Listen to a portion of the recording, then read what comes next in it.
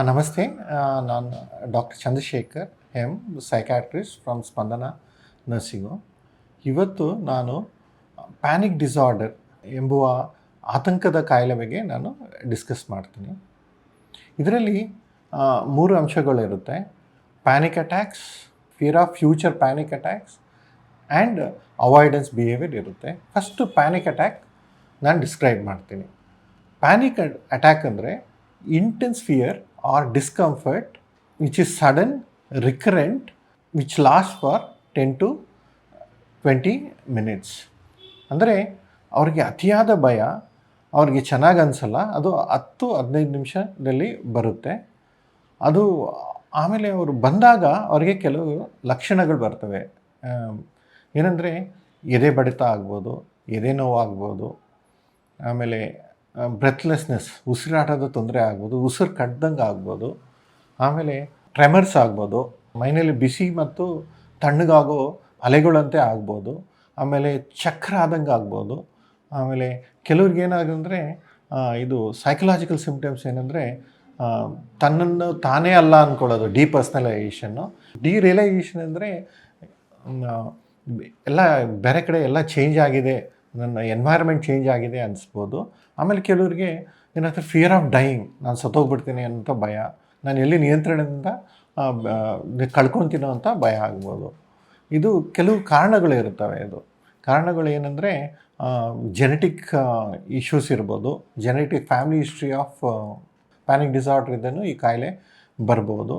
ಕೆಲವರಿಗೆ ಇದು ಏನಪ್ಪ ಡ್ರಗ್ಸ್ ತೊಗೊಂಡ್ರೆ, ಕ್ಯಾನಬಿಸ್ ತೊಗೊಂಡ್ರೆ ಬರ್ಬೋದು, ಆಲ್ಕೋಹಾಲ್ ವಿಡ್ರಾಲ್ ಸ್ಟೇಟ್ನಲ್ಲಿ ಇದು ಬರ್ಬೋದು. ಕೆಲವ್ರಿಗೆ ಇದು MDMA ಸ್ಟಿಮ್ಯುಲೆಂಟ್ಸ್ ತೊಗೊಂಡ್ರೂ ಈ ಕಾಯಿಲೆ ಬರ್ಬೋದು. ಆಮೇಲೆ ಕೆಲವ್ರಿಗೆ ಶಾಕ್ ಆದ ವಿಷಯ ತಿಳ್ಕೊಂಡ್ರೂ ಈ ಪ್ಯಾನಿಕ್ ಅಟ್ಯಾಕ್ಸ್ ಬರ್ಬೋದು. ಕೆಲವು ಇಲ್ನೆಸ್ ಆದ್ರೂ ಈ ಪ್ಯಾನಿಕ್ ಅಟ್ಯಾಕ್ ಬರ್ಬೋದು. ಪ್ಯಾನಿಕ್ ಅಟ್ಯಾಕ್ ಸಿಂಪ್ಟಮ್ಸ್ ಬಂದಾಗ ಅವ್ರಿಗೇನಾಗುತ್ತೆ ಅಂದರೆ, ನಾನು ಎಲ್ಲಿ ಎದೇನೋ ಏನಾರ ಬಂದರೆ ಅತಿಯಾದ ಭಯ ಆಗುತ್ತೆ. ಅವರು ಇಮಿಡಿಯೇಟ್ಲಿ ಎಮರ್ಜೆನ್ಸಿ ರೂಮ್ಗೆ ಹೋಗ್ತಾರೆ. ಎಮರ್ಜೆನ್ಸಿಗೆ ಹೋದಾಗ ಅವರೆಲ್ಲ ಚೆಕ್ ಮಾಡಿದಾಗ ನಾರ್ಮಲ್ ಅಂತ ಹೇಳ್ತಾರೆ. ಆವಾಗ ಅವರು ನಮಗೆ ರೆಫರಲ್ ಕೊಡ್ತಾರೆ. ನಾವು ಅವ್ರಿಗೆ ಫಸ್ಟ್ ಏನು ಮಾಡ್ತೀವಿ ಅಂದರೆ, ನಾವು ಪೇಷಂಟ್ ಬಂದಾಗ ಇವ್ಯಾಲ್ಯುಯೇಟ್ ಮಾಡ್ತೀವಿ. ಇವ್ಯಾಲ್ಯುಯೇಟ್ ಮಾಡಿದಾಗ ಫಸ್ಟ್ ಏನು ಸೈಕೋ ಎಜುಕೇಷನ್ ಕೊಡ್ತೀವಿ. ಇದು ಪ್ಯಾನಿಕ್ ಅಟ್ಯಾಕ್ಸ್ ಅಂತ ಹೇಳ್ತೇವೆ ನಾವು. ಪ್ಯಾನಿಕ್ ಅಟ್ಯಾಕ್ಸ್ ಇದು ಒಂದು ಮಾನಸಿಕ ಇದು ಆ್ಯಂಗ್ಸೈಟಿ ಡಿಸಾರ್ಡರ್. ಇದರಿಂದ ಅನ್ಕಂಫರ್ಟಬಲ್ ಫೀಲಿಂಗ್ ಆಗುತ್ತೆ, ಆದರೆ ಡೇಂಜರ್ ಅಲ್ಲ ಅಂತ ಫಸ್ಟು ಹೇಳ್ತೇವೆ. ಆಮೇಲೆ ಈ ಸಿಂಪ್ಟಮ್ಸ್, ಫಾರ್ ಎಕ್ಸಾಂಪಲ್ ನಮಗೆ ಫೈಟ್ ಆ್ಯಂಡ್ ಫ್ಲೈಟ್ ರಿಯಾಕ್ಷನ್ ಅಂತಾರೆ. ಆ ರಿಯಾಕ್ಷನ್ ಇರುವಾಗ ಇಂಥ ನಾರ್ಮಲಿನೇ ನಮಗೆ ಒಂದು ಏನಾದ್ರು ಸಪೋಸ್ ಒಂದು ಬಸ್ ಬಂತು ಸಡನ್ನಾಗಿ, ಒಂದು ಏನಾದರೂ ಒಂದು ಡೇಂಜರ್ ಬಂದರೆ ನಾವು ಬಾಡಿ ರಿಯಾಕ್ಷನ್ ಆಗುತ್ತೆ.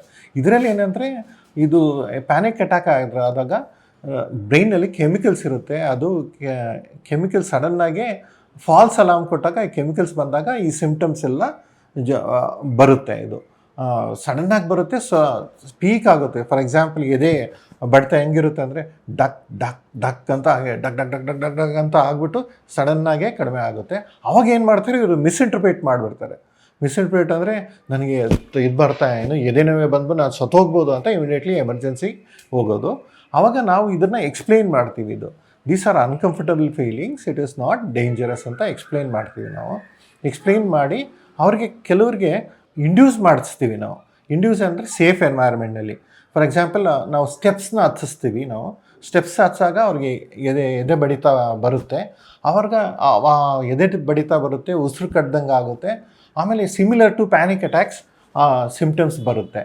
ಅವ್ರಿಗೆ ಅನಿಸುತ್ತೆ, ಓಕೆ ಇದು ನಾರ್ಮಲಿನೇ ಬರುತ್ತೆ, ಇದೇನು ಡೇಂಜರ್ ಅಲ್ಲ ಅನಿಸುತ್ತೆ ಅಂತ ಇದು ಮಾಡ್ತಾರೆ.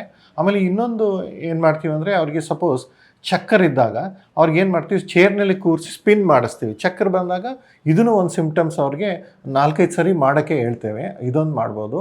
ಆಮೇಲೆ ಕೈ ನಡ್ಕ, ಕೆಲವರಿಗೆ ಟ್ರೆಮರ್ಸ್ ಆದಾಗ ಅದನ್ನು ಅನ್ಕೋತಾರೆ ಸ್ಟ್ರೋಕ್ ಆಗುತ್ತೆ ಇದೆಲ್ಲ ಅಂತ. ಅವಾಗೊಂದು ವೆಯ್ಟ್ ಕೊಟ್ಬಿಟ್ಟು, ಫಾರ್ ಎಕ್ಸಾಂಪಲ್ ಈ ವೆಯ್ಟ್ ಕೊಟ್ಬಿಟ್ಟು ಹಿಡ್ಕೊಂಡ್ರೆ ಅದನ್ನು ಸ್ವಲ್ಪ ಏನಪ್ಪ ಶೇಕ್ ಆಗುತ್ತೆ. ಆವಾಗ ಅವ್ರಿಗೆ ಅನಿಸುತ್ತೆ ಇದೇನು ಡೇಂಜರ್ ಅಲ್ಲ ಅಂತ ಈ ಸಿಂಪ್ಟಮ್ಸ್ ಬಗ್ಗೆ ಹೇಳ್ತೇವೆ. ಇದು ಎಕ್ಸ್ಪೋಜರ್ ಥೆರಪಿ ಅಂತಾರೆ. ಅದು ಎಕ್ಸ್ಪೋಜರ್ ಥೆರಪಿ ಅಂತಾರೆ ಇದೊಂದು. ಇನ್ನೊಂದು ಏನಂದರೆ, ಅದು ಪದೇ ಪದೇ ನಾವು ಅವ್ರಿಗೆ ಹೇಳ್ತೀವಿ.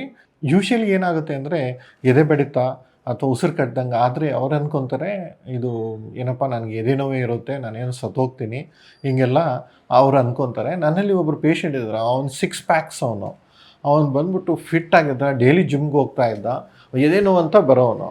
ನನಗೆ ಗೊತ್ತಿಲ್ದಂಗೆ ಹೋಗಿ ಮುಂಬೈನಲ್ಲಿ ಹೋಗ್ಬಿಟ್ಟು ಒಂದು ಟೆಸ್ಟೇ ಮಾಡ್ಕೊಂಬಂದ್ಬಿಟ್ಟಿದ್ದ. ಅಷ್ಟು ಅವರು ಏನಪ್ಪ ಇನ್ವೆಸ್ಟಿಗೇಟಿವ್ ಆಗಿರ್ತಾರೆ ಅವರು.